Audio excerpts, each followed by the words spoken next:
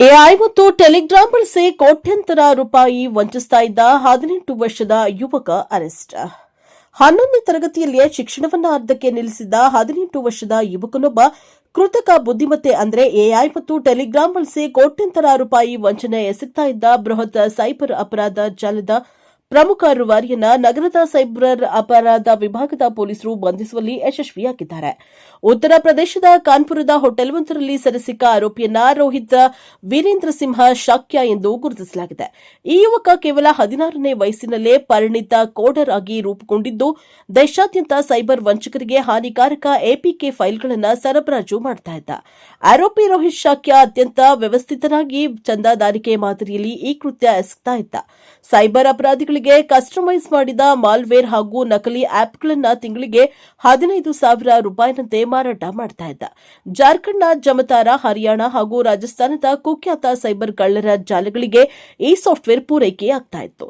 ಶಾಕ್ಯ 2 ರೀತಿಯ ಆಪ್ಗಳನ್ನು ಸಿದ್ಧಪಡಿಸಿದ್ದು, ವಂಚನೆಗೆ ಒಳಗಾಗುವವರ ಮೊಬೈಲ್ನಲ್ಲಿ ಇನ್ಸ್ಟಾಲ್ ಆಗುವ ವಿಕ್ಟಿಮ್ ಆಪ್ ಮತ್ತು ವಂಚಕರಿಗೆ ರಿಯಲ್ ಟೈಮ್ನಲ್ಲಿ ಒಟಿಪಿ ಹಾಗೂ ಬ್ಯಾಂಕಿಂಗ್ ವಿವರಗಳನ್ನು ರವಾನಿಸುವ ಅಡ್ಮಿನಿಸ್ಟ್ರೇಟರ್ ಆಪ್.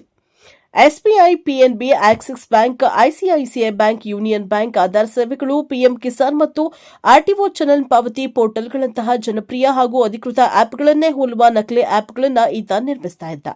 ಹಾಗಾದರೆ ಈ ಪ್ರಕರಣ ಬೆಳಕಿಗೆ ಬಂದಿದ್ದು ಹೇಗೆ ಅಂದರೆ, ಈ ವರ್ಷದ ಮೇ ತಿಂಗಳಲ್ಲಿ ಸೂರತ್ನ ನಿವಾಸಿಯೊಬ್ಬರು ಸೈಬರ್ ವಂಚನೆಗೆ ಒಳಗಾಗಿ 5 ಲಕ್ಷ ರೂಪಾಯಿ ಕಳೆದುಕೊಂಡಿರುವುದಾಗಿ ನೀಡಿದ ದೂರಿನ ಮೇರೆಗೆ ಈ ಜಾಲದ ಬೇರು ಬಯಲಾಗಿದೆ.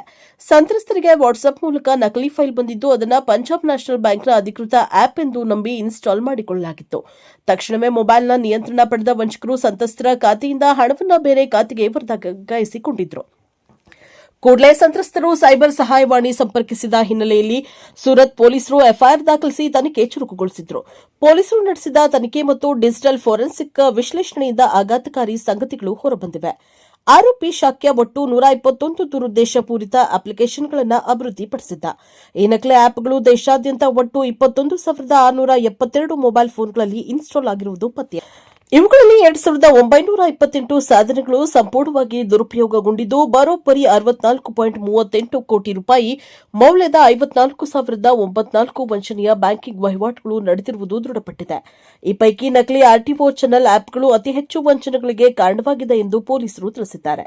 ಸೂರತ್ ಪೊಲೀಸರು ಆರೋಪಿಯಿಂದ 2 ಮೊಬೈಲ್ ಫೋನ್ಗಳು ಮತ್ತು 1 ಲ್ಯಾಪ್ಟಾಪ್ ಅನ್ನು ವಶಪಡಿಸಿಕೊಂಡಿದ್ದು, ಈ ಜಾಲದಲ್ಲಿ ಇನ್ನೂ ಯಾರ್ಯಾರು ಭಾಗಿಯಾಗಿದ್ದಾರೆ ಮತ್ತು ದೇಶದ ಇಂತಹ ಇತರ ಸೈಬರ್ ದಂಧೆಗಳಿಗೆ ಈ ಸಾಫ್ಟ್ವೇರ್ ಬಳಕೆಯಾಗಿದೆಯಾ ಎಂಬ ಪ್ರಕರಣದ ತನಿಖೆ ಮುಂದುವರೆಸಿದ್ದಾರೆ.